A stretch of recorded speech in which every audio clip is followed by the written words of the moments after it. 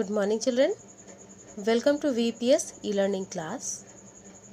Children, as you know, our recap is going on of chapter 1, that is number system, and we are going through the basic topics which you have already done in class 3rd also, and you have to do it in class 4 also. So today we will discuss the topics related to the periods which according to which we are going to distribute the numbers. So by this topic you will be able to know that how we can write the number names of the given numbers. After that we will go through the topic face value and place value, that how we can find out the face value as well as the place value of the given number or given digits. So let's see how we will discuss these topics, and today's classwork I will send in your group and homework also. So children, let's see. Now children, yesterday we have discussed about the 5-digit numbers, 6-digit number and 7-digit number. So what is the largest 5-digit, greatest 5-digit number? It is 99,999. The smallest 5-digit number is 10,000. The greatest 6-digit number is 9,99,999. And the smallest 6-digit number is 1 lakh. The greatest 7-digit number is 99,99,999. And the smallest is 10 lakh. So, and we have discussed about the term periods, that how the numbers we are arranging according to their periods. Today we will see that how we are arranging the numbers according to the periods. So here is the topic, how to arrange number in periods. For an example, the number is given 45264, or we can say 45,264. Clear? Now here the two periods are given, that is ones period and thousands period. In ones period there comes ones, tens and hundreds. In thousands periods, thousands and 10,000. Now we will write the number. In ones period, in the place of ones 4 will come. In the place of tens 6 will come. In the place of hundreds 2 will come. Then we will come to thousands period. In the place of 1,000 5 will come. In the place of 10,000 4 will come.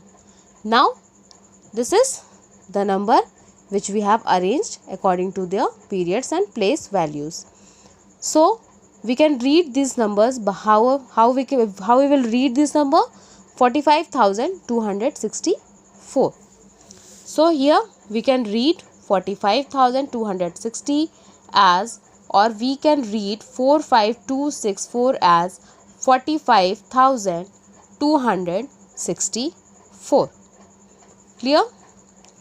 So when we are arranging the numbers according to their place values or periods, so the things which we have to keep in mind, they are the digits in the same periods are read together.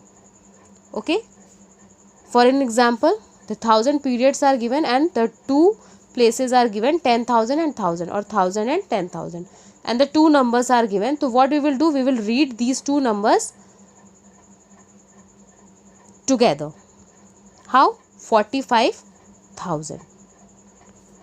And here the three positions are given: 2, 6, 4, hundreds, tens, ones, 264.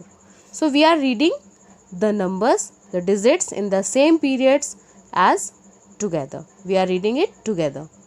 Second thing is, do not write S with the place.